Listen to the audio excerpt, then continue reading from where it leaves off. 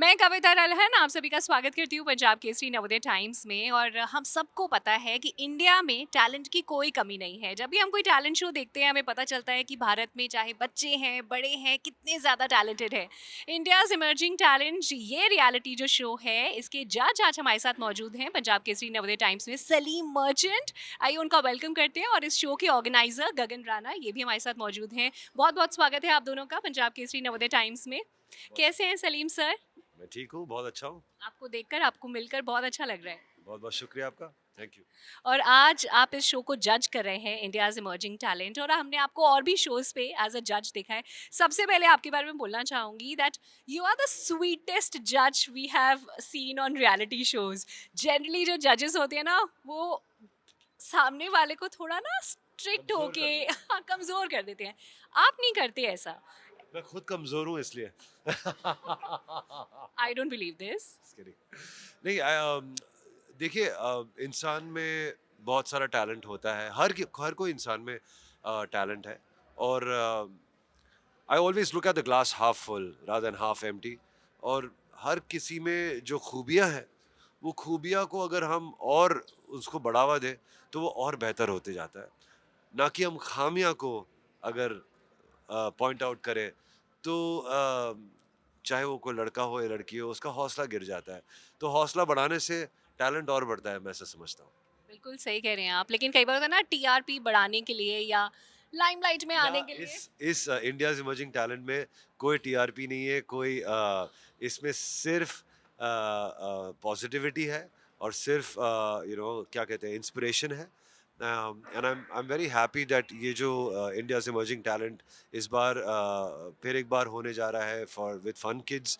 Fun kids एक ऐसा brand है जो is a very futuristic brand. India की जो जनरेशन है फ्यूचर जनरेशन है उसको बहुत ही अच्छे से देख रहा है। There is a lot of amazing things that is happening. ये कंपटीशन है, ये तो सिर्फ एक शुरुआत है। ये एक फन किड्स का एक छोटा सा हिस्सा है, लेकिन इसकी जो सोच है वो बहुत बड़ी है। Great great. गगन सर, आपसे जानना चाहूंगी, इंडियाज इमर्जिंग टैलेंट सीजन 1 आया, वो इतना सक्सेसफुल रहा और अब सीजन 2 के हम ग्रैंड फिनाले पे हैं। What is your idea behind India's emerging talent? आप क्या चाहते हैं इस रियलिटी शो से अचीव करना? Okay, my main is to change India. Yeah, is to change India for the good, by a fun way, entertainment way, and a learning way. So that's what my end game is, which is good in a positive way because I live in UK. I'm not a resident of India. I'm there for last 18 years. So I see change in London, and I want to bring that all the positivity back to my country. जो मुझे अच्छा लगता है. So that's a main reality show एक माध्यम है उस चीज़ को अचीव करने का. And also it's fun as well, right? When you see all the talents, इतने अच्छे गायक हैं, इतने अच्छे डांसर्स हैं, और कॉमेडियन भी आए हैं कुछ लोग, right? They are amazing talent, तो उनको देखने में एक अलग ही मज़ा आता है। तो आ, एक तो है ना, you are changing things at the same time you are having fun.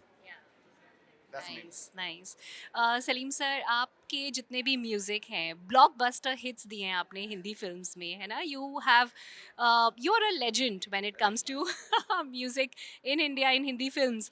लेकिन जब आपके बचपन में इस तरह की अपॉर्चुनिटी कभी आई थिंक हम सबको नहीं मिली है ना, you must have done a lot of struggling also. और इस तरह का रियलिटी शो जो है एक आपको बड़े प्लेटफॉर्म पे ले आता है, आपको पॉपुलर कर देता है, लोग आपको जानने लगते हैं।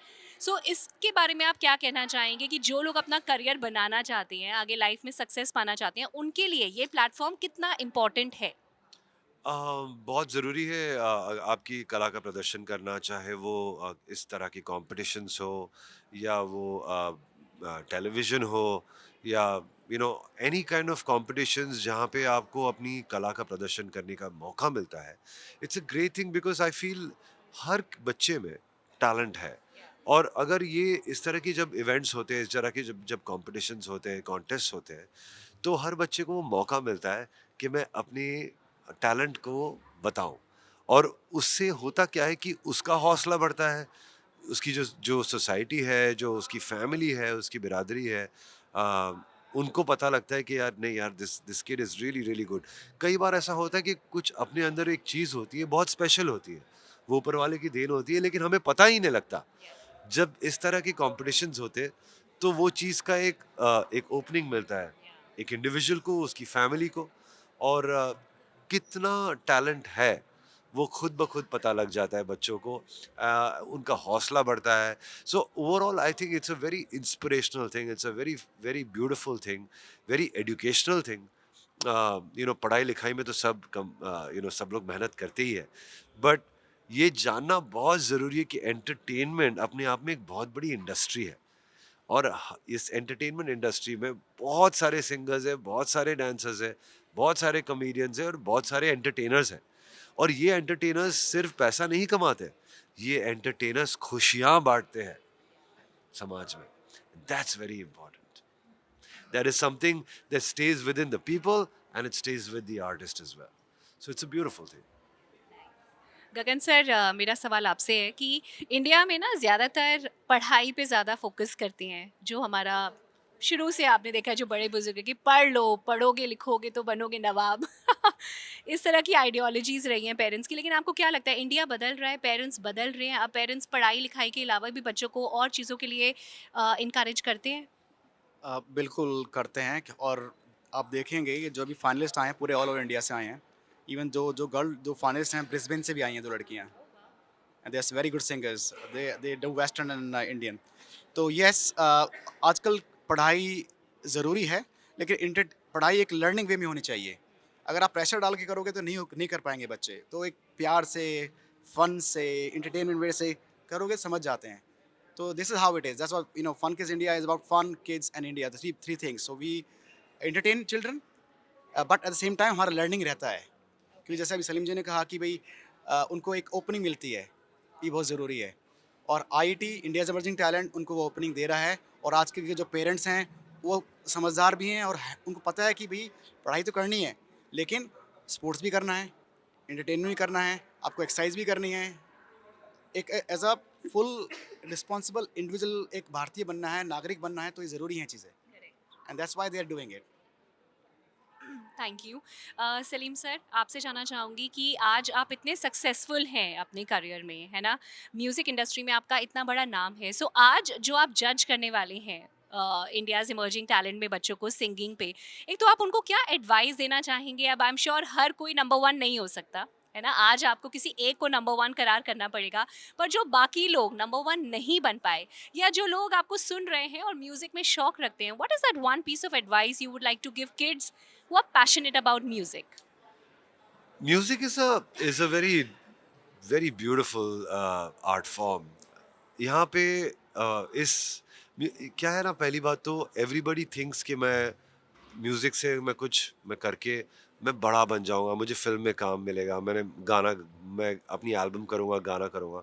So that's of course great, और वो इसमें किस्मत का बड़ा हाथ है, आपकी मेहनत बड़ा रंग लाती है। लेकिन साथ ही साथ ना, जब आप म्यूजिक करते हो, आपको आपके दिल में, आपकी आत्मा में आपको बहुत खुशी मिलती है, एंड दैट इज समथिंग। अगर एक इंसान उस पर ज़्यादा फोकस कर लेना, तो सक्सेस तो आता ही है, सक्सेस तो मिलना ही मिलना है।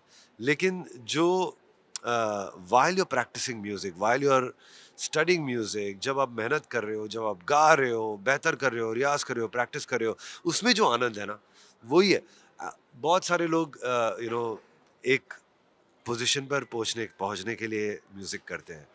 मैं ये कहूँगा, म्यूजिक एक समंदर है, तैरोगे मजा आएगा, डूबोगे तो असली मजा आएगा। बिल्कुल सही कहा कि जो भी आप कर रहे हैं उसमें डूब जाना है, कोई एक गोल नहीं म्यूजिक में रखना। तो खासकर यही है। हाँ, अगर आप इन्वेस्टमेंट बैंकर है, या कुछ आप आईटी में पे बिलोंग करते हो, तो ये सब कहना थोड़ा डिफिकल्ट होता है कि आप डूब जाओ। बट म्यूजिक एक ऐसी कला है, ये ऊपर वाले की देन है, माँ सरस्वती का आशीर्वाद है, कि आपको इसमें अगर आप डूबोगे तो आपको बहुत आनंद मिलेगा। और आप अपना म्यूजिक जब बनाते हैं तो आप भी डूब जाते हैं, तभी आज आप इतने सक्सेसफुल हैं। मैं सक्सेस तो मुझे नहीं लगता मैं सक्सेसफुल हूँ। मुझे लगता है मेरी मेरी अभी तक शुरुआत हुई है सिर्फ। पर मज़े ले रहा हूँ, मैं एंजॉय कर रहा हूँ। या और आज आज आप एंजॉय करने वाले हैं बच्चों को। बिल्कुल, वाक़ई में बहुत बहुत एक्साइटेड हूँ।